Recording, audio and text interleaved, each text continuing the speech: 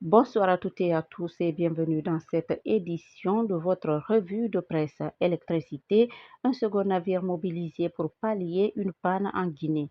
Le navire KPS 24 a jeté l'ancre dans les eaux guinéennes après une panne sur le KPS 5 arrivé en février dernier avec une capacité de 150 MW.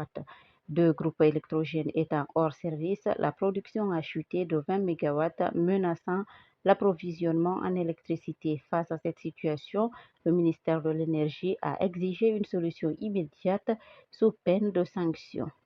Justice à 5 ans de prison requis contre Dr Ibrahima Kourouma. L'ex-ministre de l'Enseignement préuniversitaire, Dr Ibrahima Kourouma, risque 5 ans de prison et une amende de 50 millions de francs guinéens. Ce lundi, le parquet spécial de la CRIEF a requis cette peine à son encontre pour détournement de deniers publics et enrichissement illicite portant sur plus de 600 milliards de francs guinéens et 12 millions de dollars. Le ministère public a également demandé la confiscation de ses biens immobiliers et bancaires. De son côté, l'État guinéen, partie civile dans l'affaire, réclame le remboursement des sommes détournées et 100 milliards de francs guinéens en dommages et intérêts. Macabre découverte à Matam, un corps retrouvé en état de décomposition. Un drame s'est produit à Koleya Domino dans la commune de Matam où un corps en état de décomposition a été découvert dans un caniveau dans la nuit de samedi à dimanche. Selon les sources sécuritaires, la victime aurait succombé à une électrocution. Vu l'état avancé du cadavre, le parquet de Mafanko a ordonné une inhumation immédiate par le quartier. Tornade à Kissidougou, plusieurs maisons endommagées et un décès. Une tornade a frappé Kadiadou dans la préfecture de Kissidougou dans la nuit de dimanche, causant d'importants dégâts matériels. Le district de Toli a été particulièrement touché, avec une trentaine de maisons décoiffées selon les autorités locales. Plusieurs familles sinistrées ont dû passer la nuit à la Belle Étoile. Ce vent violent a également provoqué la chute du majestueux fromager du marché central de Kissidougou, causant la mort d'une lycéenne de 18 ans.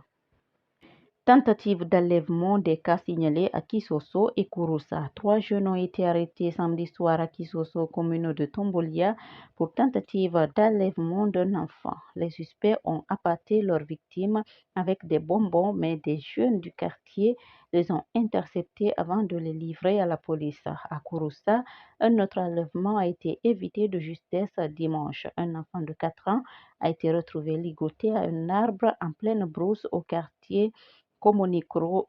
Il a été sauvé par Sidiki Diawara, un promeneur accompagné de ses chiens. J'ai eu peur au début, mais lorsqu'il s'est mis à pleurer, j'ai pris mon courage à deux mains et je l'ai détaché, a-t-il confié.